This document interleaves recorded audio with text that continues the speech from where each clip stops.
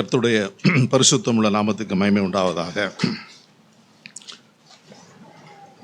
சூழ்நிலைகள் மாறும்போது நம்ம குடும்பத்திலேயோ நமக்கோ வெளி உலகத்திலேயோ சூழ்நிலையெல்லாம் மாறும்போது நமக்கு தேவன் கொடுத்திருக்கிற ஒரு பெரிய சிலாக்கியம் ஜெபம். இந்த நாளிலே அதை குறித்து தான் நான் தியானிக்க முடிய விரும்புகிறேன். ஜெபம் என்பது ஒவ்வொரு ஆண்டவர் ஏற்றுக்கொண்ட ஒரு மனுஷனுக்கு கொடுக்கப்பட்ட ஒரு பெரிய சிலாக்கியம். நான் இப்படியா சொல்ல முடிய விரும்புகிறேன். என்னுடைய த்ரோட் பகுதியில் 2 விதமான குழல் இருக்கிறது. ஒன்று உணவு குழல், இன்னொன்று மூச்சு குழல், சுவாச குழல். இதில் எது ஒன்று அடைக்கப்பட்டால் என்ன ஆகிடும்? அது என்னுடைய ஜீவன் கடந்து போயிடும். அதுபோல் ஜெபமும் வேத வாசிப்பும் தான் 2 குழல்கள் போல என்னோட ஆவிக்குரிய வாழ்க்கைக்கு நான் ஒப்பிட முடிய சொல்லுகிறேன். ஜெபம் என்பதுக்கு ஒரு குறிப்பிட்ட பேட்டர்ன்லாம் ஒன்றும் கிடையாது. அதுக்கு குறிப்பிட்ட வெக்காபுலரிலாம் ஒன்றும் கிடையாது. இந்த வார்த்தையை வச்சு தான் அப்படிலாம் ஒன்றும் கிடையாது. யாரெல்லாம் ஆண்டவர் இயேசுவை அறிந்திருக்கிறார்களோ அவங்களெல்லாம் எப்படி அவங்க ஜெபம் பண்ணலாம் அப்படின்னா, அவனை விருப்பப்படி ஜெபம் பண்ணலாம். எப்படிலாம் அவங்களுக்கு தோன்றுகிறதோ. இது எப்படி சொல்ல விரும்புகிறேன் அப்படின்னா, ஒரு குழந்தையானது தாய்கிட்ட இருக்கும்போது அந்த தாயை சில சமயம் பார்த்தீங்க அப்படின்னா கன்னத்தை கடிக்கும், மூக்கை கடிக்கும், உதடை கடிக்கும், கொஞ்சம் அடிக்கும், எல்லாம் செய்யும். இது அதனுடைய வெளிப்பாடு. அதே போல தான் என் பிதாவிட்டு நான் ஜெபம் பண்ணும்போது எனக்கு எப்படியெல்லாம் எனக்கு தோன்றுகிறதோ, இப்படியெல்லாம் நான் விரும்புகிறேனோ அதையெல்லாம் அவனுடைய சித்தப்படி நான் என்ன செய்ய முடியாது நான் அந்த சிலாக்கியத்தை நான் பெற்றிருக்கிறோம். இந்த நாளிலே ஜெபம் அப்படின்னு வரும்போது முதலாவதாக அன்னாளை தான் ஜெபம் அப்படிங்கிறது ஆரம்பிக்கிறது. அன்னாளுடைய வாழ்க்கையில் தான் ஜெபங்கிறது ஆரம்பிக்கிறது. அது முதலாக பார்த்தீங்கன்னா பலி, விண்ணப்பம், வேண்டுதல், உபவாசம் இப்படி தான் எழுதப்பட்டிருக்கு எல்லாவற்றிலும். ஆனால் அன்னாள் வரும்போது தான், அன்னாள் அப்படிங்கிற பகுதி வரும்போது தான் அவள் ஜெபம் பண்ணினாள் அப்படி விதத்தில் வாசிக்கிறோம். ஜெபமானது என்னையும் என்னுடைய தகப்பனை என்ன செய்யுது? இணைக்கிறதா இருக்கிறது. பாருங்களேன், புதிய ஏற்பாட்டில் ஆண்டவர் இயேசு இப்படியே சொன்னார் மாதிரி. பாருங்கள், அனனியாட்ட கூப்பிட்டு சொல்கிறார் 9ஆம் அதிகாரம், அதாவது அப்போஸ்தலர் பணி 9ஆம் அதிகாரத்தில் சவுல் இல்லைன்னா ஒரு முக்கியமான ஒரு சூழ்நிலை கடந்து போகிறார். ஏன் அப்படி அவர் கடந்து போகிறார் அப்படின்னா, அவருடைய நினப்பு என்ன, அவருடைய எண்ணங்கள் எல்லாம் என்ன அப்படின்னா, புத்திரே சுவிகாரம் எங்களுக்கு கொடுக்கப்பட்டது, உடன்படிக்கை எங்களது, நியாயப்பிரமாணம் யாருக்கு கொடுக்கப்பட்டது? எங்களிடத்தில் கொடுக்கப்பட்டது, தேவ ஆராதனைகளும் வாக்கு தத்தங்களும் எங்களுடையவைகள் தான். அதே போல் தேவனுடைய வாக்கியங்கள் எல்லாம் எங்களிடத்தில் ஒப்புவிக்கப்பட்டிருக்கு. அப்படி இருக்கிற சூழ்நிலையில் யாரோ ஒரு மனிதர் அவர் மரித்து உயிர்த்தெழுந்தாராம். அவர் புதிய ஒரு மார்க்கத்தை உண்டாக்குறான்னு சொல்லும்போது அவரால் என்ன செய்ய முடியாது? ஜீரணிக்க முடியவில்லை. அப்பேற்பட்ட சூழ்நிலையில் தான் இவர் இப்படியாக வளர்க்கப்பட்ட ஒரு பரிசீலனாக இருக்கிறதுனால இதுக்கு விரோதமாக என்ன செய்தார்? அவர் மூர்க்கம் கொண்டு காரியம் செய்தார். அப்படி காரியம் நடத்தி கொண்டிருக்கிற நாட்களில் தான் ஆண்டவராய தேவன் அவரை என்ன சந்திக்கிறார். 9ஆம் அதிகாரத்தில் பாருங்களேன், வேதம் சொல்லுது 8வது வசனத்தில், சவுல் தரையிலிருந்து எழுந்து தன் கண்களை திறந்தபோது அவர் என்ன செய்ய முடியல? காண முடியவில்லை. கண்களை திறக்கிறார், ஆனால் என்ன செய்யல? பார்வை இல்லை. கண்களை திறக்கிறாரு, பார்வை இல்லை. விழுவதற்கு முன்பதாக பார்வை இருந்தது, விழுந்த பிறகு என்னது இல்லை? பார்வை இல்லை. அப்போ என்ன செய்கிறாரு? வீரியம் பேசின அந்த மனுஷன் என்ன செய்கிறாரு? கையிலாக கொடுக்கக்கூடிய யாராவது இருப்பாங்களான்னு சொல்லி தன் பக்கத்தில் இருக்கிறவங்களுக்கு என்ன செய்கிறாங்க? அவர் தேடினார். அதன் பிறகு பார்த்தீங்கன்னா 3 நாள் பார்வை இல்லாதவனாய் புசியாமலும் குடியாமல் இருந்தாலும் விதத்தில் வாசிக்கிறோம். இப்போ ஏற்பட்ட சூழ்நிலையில் தான் ஆண்டவர் அனனியாவுக்கு என்ன சொல்றார் அனனியா, சவுல் என்ற மனுஷனை தேடு அப்படின்னு சொல்லும்போது அனனியா சொல்றார், ஆண்டவரே பெரிய சிக்கலில் என்ன மாட்டிடுறீங்க போல, இந்த மனுஷன் மோசமான ஆளு, ஒரு கையில் மாட்டினா விரதம் ஆயிருமே அப்படின்னு சொல்லும்போது தான் ஆண்டவர் சொல்றாரு, அவனை தேடு, அவன் இப்பொழுது ஜெபம் பண்ணுகிறான். ஆண்டவர் இப்படியா சொல்லலை, அவன் இப்பொழுது புலம்புகிறான் அல்லது கண்கள் எந்தனால் அழுகிறான் அப்படின்லாம் சொல்லலை. ஆண்டவர் சொல்றாரு, இப்பொழுது ஜெபம் பண்ணுகிறான். இப்போ தாப்பா அவனுக்கு என்னன்னா என்னை யாருன்னு விளங்கி கொள்ள முடிகிறது. இப்போ ஏற்பட்ட சூழ்நிலை நீசி இப்போ சந்தி அப்படின்னு சொல்கிறாரு மாதிரி. ஜெபம் என்ன செய்து பாருங்களேன், வீரியம் நிறைந்தவனாய் நல்ல ஒரு வாலிபனாய் நல்ல ஒரு பரிசேயனாய் தேவனுக்காய் நான் வாழ்வேன்னு சொல்லி அப்படியா எண்ணம் கொண்டவனாய் அப்படி வேற திசையில போய் கொண்டது ஒரு மனுஷனை கர்த்தர் பிடித்த போது அவன் என்ன செய்கிறான், அவன் அப்படியே சாஷாமாய் ஆண்டவரே நான் என்ன செய்ய சித்தமாக இருக்கிற ஜெபம் பண்ணுகிறான். நம்முடைய ஜெபமானது ஒரு நாளும் தரையில் விடுவதில்லை. நம்முடைய ஜெபமானது ஒரு சமயம் ஜெபம் பண்ணிட்டோம் அப்படின்னா அதற்கு பதில் கண்டிப்பாக நம்மளுக்கு வரும். அதை நான் விசுவாசிக்கணும். அந்த மாதிரி 1 ராஜாக்கள் புஸ்தகம் 8ஆம் அதிகாரத்தில் ஒரு காரியத்தை நான் காண்பிக்க முடிய விரும்புகிறேன். 1 ராஜாக்கள் புஸ்தகம் 8ஆம் அதிகாரத்தில் பிரம்மாண்டமான ஆலயத்தை கட்டின மனுஷனாகிய ராஜாவாகிய சாலமோன் என்ன செய்கிறார் அப்படின்னா 8ஆம் அதிகாரம் 41வது வசனத்திலேருந்து வாசிக்க அப்படின்னா அங்கே எப்படியா அவர் சொல்லுகிறார், ஜெபம் பண்ணுகிறார். பல ஜெபங்கள் அதில் இருக்கிறது. அவர் தன்னுடைய நாட்டுக்காக, தன்னுடைய மக்களுக்காக, பஞ்சம், கொள்ளை நோய், வறட்சி, சத்துருக்களுடைய முற்றுகை இதையெல்லாம் நடக்கும்போது ஆண்டவரே அப்படிலாம் ஜெபம் பண்ணுகிறார். ஆனால் அதன் பிறகு 41வது வசனத்தில் இப்படியா அவர் ஜெபம் பண்ணுகிறார். என்ன அப்படின்னா, உம்முடைய ஜனமாகிய இஸ்ரவேல் ஜாதி அல்லாத அந்நிய ஜாதியார் உமது மகத்துவமான நாமத்தையும் உமது பலத்த கரத்தையும் உமது ஓங்கிய புயத்தையும் கேள்விப்படுவார்களே. ஒரு நாள் வரும், ஆண்டவரே நீ எப்படியே பெறப்பட்ட ஆண்டவர், நீ எவ்வளவு வல்லமை உள்ளவர், நீ ஒரு பலத்த கரத்தை உடையவர், உன்னுடைய நாமமானது மகத்துவம் உள்ளது, இதையெல்லாம் ஒரு நாள் கேள்விப்படுவாங்க. அப்படி கேள்விப்பட்டு 42ல் அப்படிக்கு ஒத்த அந்த கேள்விப்பட்ட அந்த அந்நிய ஜாதியானும் உமது நாமத்து நிமித்தம் தூர தேசத்திலிருந்து இந்த ஆலயத்துக்கு இந்த ஆலயத்துக்கு நேராய் விண்ணப்பம் பண்ணினால் உமது வாசஸ்தலமாகிய பர்வதத்தில் இருக்கிற தேவரீர் அதை கேட்டு பூமியின் ஜனங்கள் எல்லாரும் உம்முடைய ஜனமாகிய இஸ்ரவேலை போல உமக்கு பயப்படும் பிடிக்கும். இது நல்லா நீங்கள் நோட் பண்ணணும். பூமியின் ஜனங்கள் எல்லாரும் உம்முடைய ஜனமாகிய இஸ்ரவேலை போல உமக்கு பயப்படும் பிடிக்கும். அது மேலும் பார்த்தீங்க அப்படின்னா, நான் கட்டின இந்த ஆலயத்துக்கு உம்முடைய நாமம் தரிக்கப்பட்டது என்று அறியும்படிக்கும் உம்முடைய நாமத்தை அறியத்தக்கதாக, மீண்டுமா கூட்டிட்டு காண்பிக்கிறேன், உம்முடைய நாமத்தை அறியத்தக்கதாக அந்த அந்நிய ஜாதியான் உம்மை நோக்கி வேண்டிக் கொள்வதன்படியெல்லாம் தேவரி செய்வீராக அப்படின்னு ஜெபம் பண்றார். இவருடைய ஃபுல்ஃபில்மெண்ட் எங்கே முடியுது அப்படின்னா, நீங்கள் வாங்க இது மாதிரி அப்போஸ்தலமணி 8ஆம் அதிகாரத்தில் அந்நிய தேசத்திலிருந்து ஒரு மனுஷன் வருகிறார். அந்நிய தேசத்திலிருந்து ஒரு மனுஷன் வருகிறார். அவர் எத்தியோப்பிய தேசம், அதாவது ஆப்பிரிக்கா தேசத்திலிருந்து வருகிறார். மாதிரி எத்தியோப்பிய தேசத்திலிருந்து வருகிறார். 8ஆம் அதிகாரம் 26 வாசிங்க. பின்பு கர்த்தருடைய தூதன் பிலிப்பை நோக்கி, நீ எழுந்து தெற்கு முகமாய் எருசலேமிலிருந்து காசா பட்டணத்துக்கு போகிற வனாந்தர மார்க்கமாய் போ என்றான். அந்தபடி அவன் எழுந்து போனான். அப்பொழுது எத்தியோப்பியருடைய ராஜஸ்திரியாகிய கந்தாகே என்பவளுக்கு மந்திரியும் அவளுடைய பொக்கிஷம் எல்லாவற்றிற்கும் தலைவனுமாயிருந்த எத்தியோப்பியனாகிய ஒருவன் பணிந்து கொள்ளும்படி எருசலேமுக்கு வந்திருந்து ஊருக்கு திரும்பி போகும்போது தன் ரதத்திலே உட்கார்ந்து ஏசாயா தீர்க்கதரிசியின் ஆகமத்தை வாசித்துக் கொண்டிருந்தான். தூர தேசத்திலிருந்து வந்த மனுஷனாகிய இந்த காந்தேகா என்பவன், அந்த என்பவளுக்கு மந்திரியானவன், ஒரு பிரதியை வாங்கி கொண்டு திரும்பி போகிறார். அந்த ஆலயத்துக்கு ஜெபம் பண்ணி முடித்த பிறகு ஒரு பிரதியை வாங்கி கொண்டு ஏசாயா அந்த பிரதியை வாங்கிட்டு திரும்பி போகிறார். திரும்பி போகும்போது அதை படித்து கொண்டிருக்கும் போது அவருக்கு ஒன்றும் விளங்கலை. மாதிரி அவர் விளங்கலை. உடனே என்ன செய்கிறாரு, சரி நம்மளுக்கு விளங்கலை பார்த்துக்குறோம் அப்படின்னு மூடி வைக்கல. அவர் நான் நினைக்கிறேன் அப்படின்னா, அவர் படித்து கொண்டிருக்கும் போது, ஆண்டவரே இதை வாங்கிட்டேன், இதனுடைய காரியங்களுக்கு புரிந்து கொள்ள முடியல, இது யாரை குறித்து எழுதப்பட்டிருக்குன்னு தெரியல அப்படின்னு அவர் நினச்சி அவர் உள்ளத்தில் ஒரு சின்ன ஜெபம் பண்ணியிருப்பார். என்ன ஆகுது அப்படின்னா, 26ஆம் வசனத்தை வாங்கினாங்க.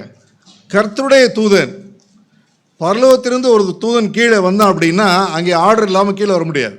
இப்போ அப்பேற்பட்ட தூதன் என்ன செய்கிறான், கீழே பிலிப்பை நோக்கி, பிலிப்பு நீ எழுந்து தெற்கு முகமாய் எருசலேமில் இருந்து காசா பட்டணத்துக்கு போகிற வனாந்த மார்க்கம் பாய் போன்னு சொல்கிறார். மாதிரி என் தூதனே சொல்லி போயிருக்கான்னு, இந்த காரியம் தூதனே சொல்லியிருக்கலாம்ல.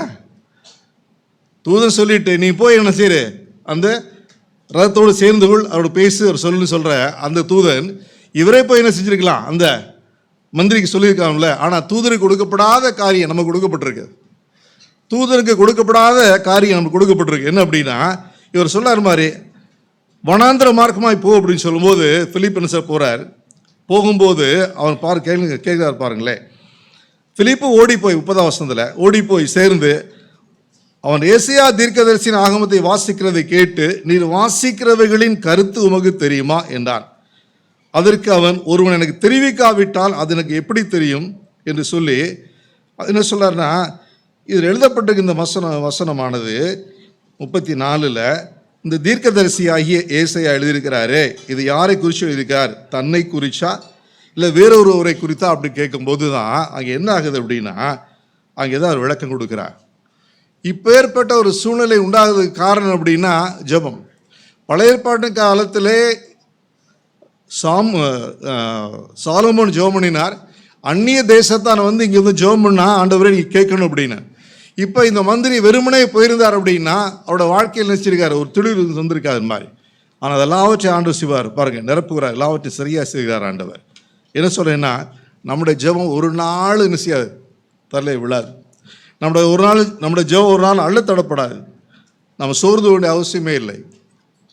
எப்பேற்பட்ட சூழ்நிலை ஆனாலும், நம்முடைய வாழ்க்கையில் வரக்கூடிய கஷ்டமானாலும் நஷ்டமானாலும், எப்பேற்பட்ட சூழ்நிலை வந்தாலும் நம்முடைய ஜெபமானது ஒரு காலத்திலும் அதனை வீணாக போகிறது. நமக்கு ஜெபம் கண்டிப்பாக நம்ம கேட்கும். ஆனால் நாம் ஜெபம் எடுக்கிறோமா? நான் அடிக்கடி யோசிப்பேன், நம்முடைய சர்ச்சஸில் வந்து டெய்லி நம்மளுக்கு வந்துட்டானா ஒரு ரெண்டு தடவையாக கேட்டக்கூடிய ஒரு சூழ்நிலை உண்டாகிறது. காலையில் டிவோஷன் வந்து கிடைக்குது, அதன் பிறகு வந்து ஏதாவது ஒரு வார்த்தை கேட்க முடியாத ஒரு சூழ்நிலை உண்டாகிறது. நமக்கு வந்து வார்த்தை கிடைக்கிறது போல் வெளியில் எங்கேயும் கிடைக்குமாங்கிறது என்னை பொறுத்தளவு சந்தேகமே 100%. ஆனால் அதே வேளையில் 2 குழல் என்று சொன்னேன் இல்லையா, அப்போ அதே வேளையில் அந்த அளவுக்கு நாம் ஆண்டவரோடு இருந்து ஜெபிக்கிறோமா, ஆண்டவரை தேடுகிறோமா, ஆண்டவரை நோக்கி பார்க்கிறோமா அப்படிங்கிறத நமக்கு தான் தெரியணும் மாதிரி. அப்போ ஜெபமானது நம்மளோட வாழ்க்கையை ஒரு மிகுந்த முக்கியமான காரியமாக இருக்கிறது. பாருங்களேன், ஒரு மனுஷனை எனக்கு காண்பிக்க முடியவர். இந்த அந்திரேயை குறித்து நான் தியானித்து கொண்டிருக்கேன். இந்த அந்திரேயா வந்துடனா ஒரு நல்ல தேவனுடைய மனுஷனாக இருந்திருக்கிறார். அந்திரேயை குறித்து அதிகமாக நாம் சிந்திக்கிறது கிடையாது, அல்லது நம்ம தியானிச்சது இருந்திருக்க மாட்டோம்னு நினைக்கிறேன் மாதிரி. முழு வேத வசனத்திலையும் அந்திரேயை பற்றி 12 முறைகள் தான் வருகிறது, 12 டைம்ஸ் தான் வருகிறது. ஆனால் இந்த அந்திரேயா யார் அப்படின்னு சொல்லி பார்க்கும்போது நீங்கள் வாசிங்க. முதலாவதாக மத்தேயு சுவிசேஷம் 4ஆம் அதிகாரம் 18வது வசனத்தில் இந்த அந்திரேயை குறித்து நீங்கள் வாசிக்கலாம். என்ன அப்படின்னா, 4ஆம் அதிகாரம் 18ஆம் வசனத்தில், இயேசு கலிலேயா கடலோரமாய் நடந்து போகையில் மீன் பிடிக்கிறவளாய் இருந்த 2 சகோதரராகிய பேதுரு எனப்பட்ட சீமோனும் அவன் சகோதரன் அந்திரேயாவும் கடலிலே வலை போட்டு கொண்டிருக்கிற போது அவளை கண்டு என் பின்னே வாருங்கள் என்று சொன்னார். இந்த சகோதராய் அந்திரேயா வந்துடனா ஒரு மீன் பிடிக்கிற தொழிலே உடையவராக இருந்திருக்கார். மீன் பிடிக்கிற தொழில் வந்து எவ்வளோ கஷ்டமானது, எவ்வளோ நேரம் அதுக்கு எடுக்கும் அப்படிங்கிறத நம்ம எல்லாரும் கேள்விப்பட்டிருக்கோம். இப்போ உள்ள சூழ்நிலை காட்டிலும் பழைய நாட்களிலே அந்த மீன் பிடிக்கிறது வந்து ரொம்ப ஒரு கஷ்டமான ஒரு சூழ்நிலை. ஆனால் அப்பேற்பட்ட ஒரு சூழ்நிலையிலே வாழ்ந்து கொண்டிருந்த அந்திரேயா எப்படிப்பட்டவராக இருந்தாருன்னு சொல்லி நாம் பார்க்கும்போது என்ன அப்படின்னா, மேலும் ஒரு வசனத்தை கூட வாசிக்க முடிய விரும்புகிறேன். என்ன, யோவான் 1ஆம் அதிகாரம். இந்த மனுஷன் இஸ் a well disciplined, ரொம்ப ஒரு டிசிப்ளினான ஒரு மனுஷனாக இருந்திருக்கிறார். நல்ல ஒரு பக்தியுள்ள ஒரு மனுஷனாக இருக்கிறார். வேதம் சொல்லுது, பக்தியுள்ளன்னு தேவன் தனக்காய் தெரிந்து கொண்டாருன்னு சொல்லி. இப்போ 1ஆம் அதிகாரம் 35லேருந்து வாசிச்சோம் அப்படின்னா, வாசிங்களே, அங்கே சொல்லப்பட்டிருக்கு, மறுநாளிலே யோவானும் அவனுடைய சீஷரில் 2 பேரும் நிற்கும்போது இயேசு நடந்து போகிறதை அவன் கண்டு, இதோ தேவ ஆட்டுக்குட்டி என்றான். அவன் அப்படி சொன்னதை அவ்விரண்டு சீஷரும் கேட்டு, 2 சீஷர் யார் அப்படின்னா 40ஆம் வசனம் சொல்லப்பட்டிருக்கு, யோவான் சொன்னதை கேட்டு அவருக்கு பின் சென்ற 2 பேரில் ஒருவன் சீமோன் பேதுருடைய சகோதரனாய் அந்திரேயான்னு சொல்லப்பட்டிருக்கு. அப்ப 2 சீஷர்ல ஒரு ஆள் யார்? அந்திரேயா. இவர் ஏகப்பட்ட வேலை உள்ளவர். பாருங்களேன், அவர் கடலுக்கு போயிட்டு வந்துட்டார் அப்படின்னா அதன் பிறகு என்ன செய்யணும், அந்த கடவுள் அந்த வலையெல்லாம் அலசுவாங்க, காயப்படுவாங்க. அதில் ஏதாவது கட்டாயிடுச்சுன்னா என்ன செய்வாங்க, பார்த்து அது மறுபடியும் என்ன செய்வாங்க, தைப்பாங்க, எல்லாம் செய்வாங்க. எவ்வளவு தூரம் அவர் இந்த அந்திரேயா ஒரு பொறுப்புள்ள ஒரு மனுஷனாக இருந்தார்னா, அந்த வேலையெல்லாம் செய்த பிறகு இவர் என்ன தன்னுடைய வாழ்க்கையை அவர் மாற்றிக்கொண்டாருங்கிறதுக்காண்டி சொல்ல வரேன். எப்படின்னா பாருங்களேன், மேலும் வாசிங்க 37ல் 37 அவன் அப்படி சொன்னதை அவ்விரண்டு சீஷரும் கேட்டு இயேசுவுக்கு பின் சென்றார்கள். இயேசு திரும்பி அவர்கள் பின் செல்கிறதை கண்டு என்ன தேடுகிறீர்கள் என்றார். இவருக்கு ஏகப்பட்ட வேலை இருந்தது. அந்த வேலையெல்லாம் முடித்த பிறகு இவர் யாரோடு கூட அதிகமாய் ஐக்கியப்பட்டவராக இருந்தார் அப்படின்னா யார்கிட்ட?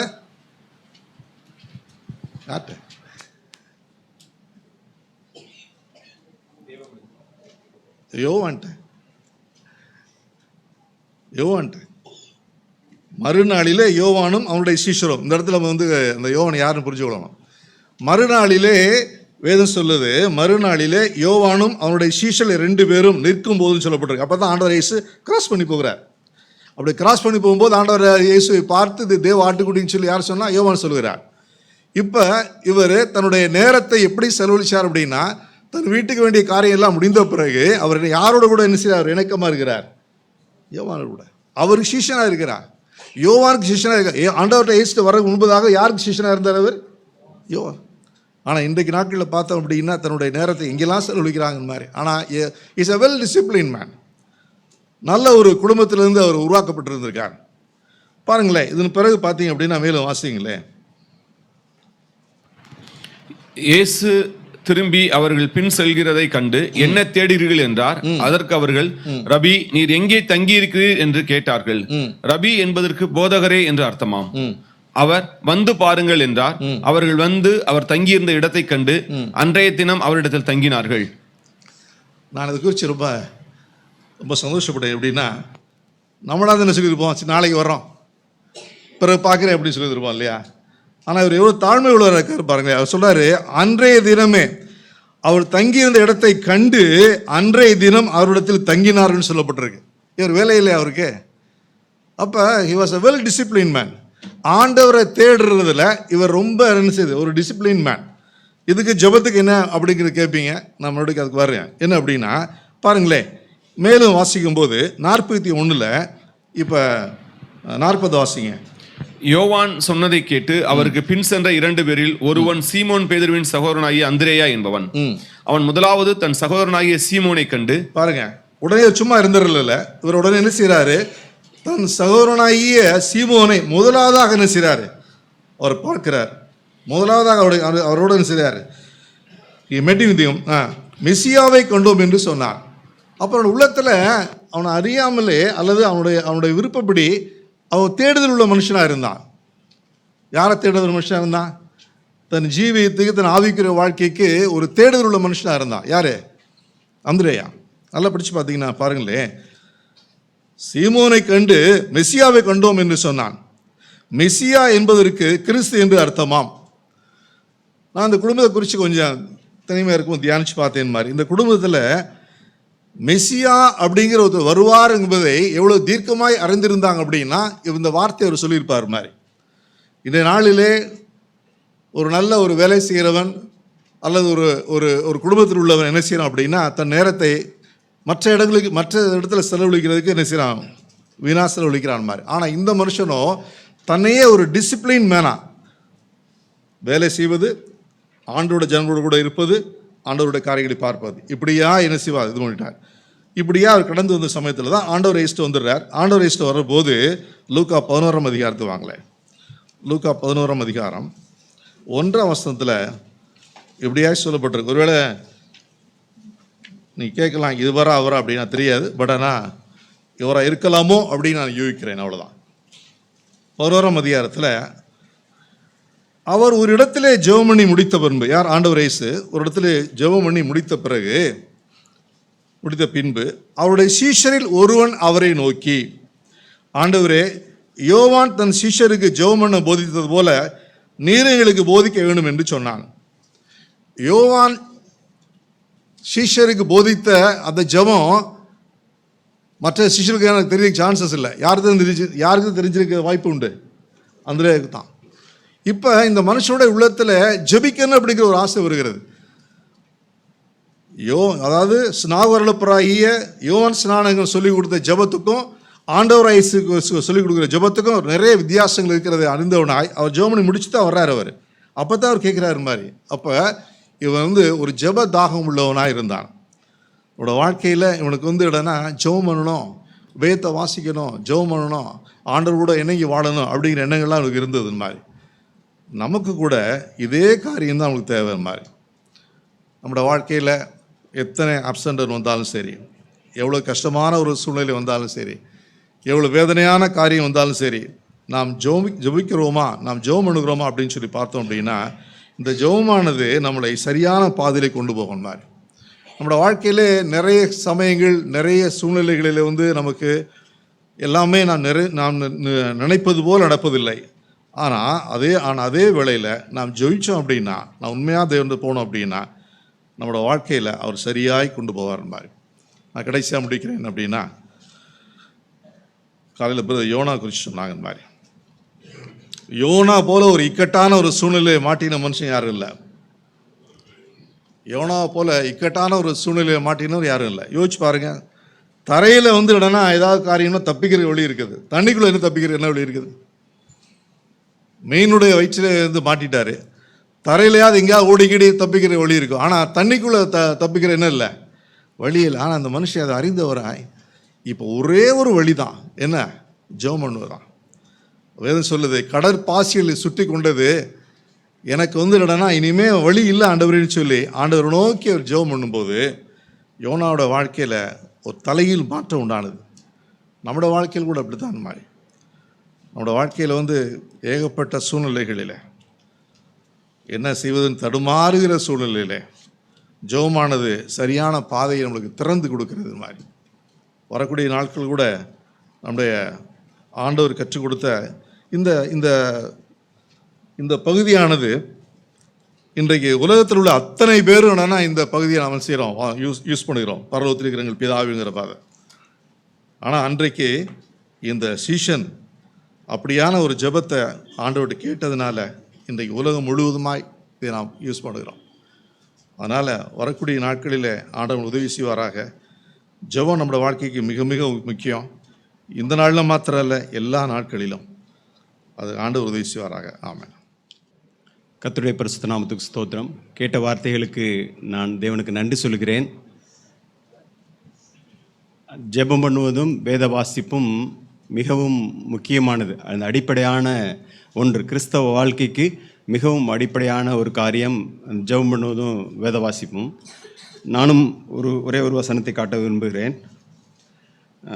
அப்போஸ்தலருடைய நடபடிகள் 6ஆம் அதிகாரம் 4வது வசனம். நாங்களோ ஜெபம் பண்ணுவதிலும் தேவ வசனத்தை போதிக்கிற ஊழியத்திலும் இடைவிடாமல் தரித்திருப்போம். அப்போ இந்த அப்போஸ்தலர்கள், அந்த 12 பேர், தெரிந்து கொண்டப்பட்ட 12 பேரோட அவங்க என்ன சொல்கிறாங்கன்னா, அந்த கிரேக்கருடைய விதவைகள் சரியாக விசாரிக்கப்படவில்லை அப்படின்னு சொல்லல. அவங்க சொல்கிறாங்க, இந்த ஊழியத்தை நாங்கள் இந்த விசாரணை செய்கிற ஊழியத்தை நாங்கள் பண்ண முடியாது. நாங்கள் பண்ண வேண்டிய மெயினான காரியம் என்னென்னா, நாங்களோ ஜெபம் பண்ணுவதிலும் வேத வசனத்தை போதிக்கிறதிலும், வாசிக்காமல் போதிக்க முடியாது, தெரிஞ்சிக்காமல் போதிக்க முடியாது, அதை இடைவிடாமல் தரித்திருப்போம் அப்படின்னு சொன்னாங்க. அப்படி சொல்லிட்டு அவங்க தெரிந்து கொண்ட ஒரு நபர் தான் பந்தி விசாரிப்புக்கென தெரிந்து கொண்ட நபர் தான் ஸ்தேவான். அந்த ஸ்தேவானை பற்றி நம்ம அதுக்கு அடுத்த அதிகாரத்தில் வாசிக்கிறோம். அவர் என்ன பண்ணுறாருன்னா, வைராக்கியமாய் என்ன பண்ணுறாரு, தேவனுடைய வசனத்தை போதிக்கிறார். அப்படி போதிக்கையில் தான் அதுக்கு அடுத்த அதிகாரம் நம்ம 60ஆம் வசனத்தை வாசிக்கிறோம். அவரோ முழங்காற்படிட்டு, எப்போ எந்த சூழ்நிலையில் அவர் முழங்காற்படிட்டு ஜெபம் பண்ணாருன்னா, தேவனை நோக்கி ஜெபம் பண்ணாருன்னா, தன்மீது பிடிச்சி தள்ளி குழியில் தள்ளி தன் மீது கல்லெறிந்து கொண்டிருக்கையில். இதெல்லாம் யோசித்து பார்க்கவே மிகவும் கடினமாக இருக்குது. தன்மேலே மனிதர்கள் விரோதமாய் பிடித்து தள்ளி கல்லெறிஞ்சிக்கிட்டு இருக்கையில் அவர் இப்போ நமக்கு நான் என்னுடைய நிலைமை உணர்ந்து பேசுகிறேன். சில காரியங்கள் வரும் பொழுது முழங்காற்படிட்டு ஜெபம் பண்ணுறதே சில சமயம் கஷ்டமாக இருக்குது. நம்ம என்ன போகிற போக்கில் ட்ராவல் பண்ணிகிட்டு இருக்கோமா, ஆஃபீஸில் உட்காந்துருக்கோமா, உட்காந்துருக்கையிலே நம்ம ஜெபம் பண்ணுற மாதிரி, ஒரு சும்மா ஆண்டவர் நோக்கி பார்க்குற மாதிரி ஒரு சில சூழ்நிலையில் நான் கடந்து வந்திருக்கேன். ஆனால் அந்த ஸ்தேவான் கல்லெறியும் பொழுது வேதவசனம் தெளிவாக எழுதியிருக்கு, முழங்காற்படியிட்டு தேவனை நோக்கி ஜெபம் பண்ணார்னு சொல்லிட்டு. ஸோ இதிலேருந்து கற்றுக்கொள்கிற பாடம் என்னென்னா, சூழ்நிலைகள் எவ்வாறாக இருந்தாலும் சரி, நம்ம தேவனை நோக்கி பார்க்கும் பொழுது தேவன் இறங்குகிற தேவனாக இருக்கிறார். நான் என் வாழ்க்கையில் ருசித்த ஒரு காரியத்தை சொல்கிறேன். ஒரு சில சமயங்களில் அநேக சூழ்நிலையில் நான் தேவனை மறந்த பாவியாக இருந்திருக்கிறேன். ஆனால் ஒரு சில சூழ்நிலைகளில் எப்போல்லாம் ரொம்ப நெருக்கம் வரையிலையோ அப்போ வந்து தேவனை நோக்கி பார்க்கையில் சங்கீதம் 46 10வது வசனம் எனக்கு அடிக்கடி ஞாபகம் வரும். நீங்கள் அமர்ந்திருந்து நானே தேவன் என்று அறியுங்கள். இதை என் வாழ்க்கையில் நிறைய தடவை ருசிச்சிருக்கேன். இந்த ஏன்னா பொல்லாதவர்களாய் நீங்கள் உங்கள் பிள்ளைகளுக்கு நல்ல ஈவுகளை அறிந்திருக்கும் பொழுது, மத்திய 7:11. அப்படி இருக்கையில் தேவன் வந்து தம்மிடத்தில் வேண்டிக் கொள்ளுகிறவர்களுக்கு இறங்காமல் இருப்பாரா? கேட்டதை கொடுக்காமல் இருப்பாரா? இதை பார்த்துருக்கோம், இதை ருசிச்சிருக்கோம், இதை அடைந்திருக்கோம். இருந்த போதிலும் அநேக வேளைகள் வந்து இந்த சுயம் மேலோங்கிய வாழ்வு வரையில் இந்த காரியம் இதை எளிதாக நான் செஞ்சிடலாம் அப்படிங்கிற மாதிரி என்ன பண்ணுறோன்னு நம்ம போய் என்ன பண்ணுறோன்னா திரும்ப சிக்கிக்கிறோம். நம்ம செய்ய வேண்டியதுலாம் தேவனே என்னால் ஒன்றும் ஆகாது, உம்மால் எல்லாம் ஆகும் அப்படின்னு சொல்ல இல்லை. அந்த இடத்துல தேவன் வந்து நம்மளை அப்படியே வந்து அமர்ந்திருந்து நானே தேவன் என்று அறியுங்கள். நீங்கள் நினைப்பதற்கும் வேண்டுவதற்கும் அதிகமாக நான் செய்கிறதுக்கு நான் வல்லவராக இருக்கிறேன், நான் போதுமானவராக இருக்கிறேன், இதை மாத்திரம் நீங்கள் அறிந்திருந்தால் போதும் அப்படிங்கிறது தான் தேவன் நம்ம இடத்துல எதிர்பார்க்கிறது.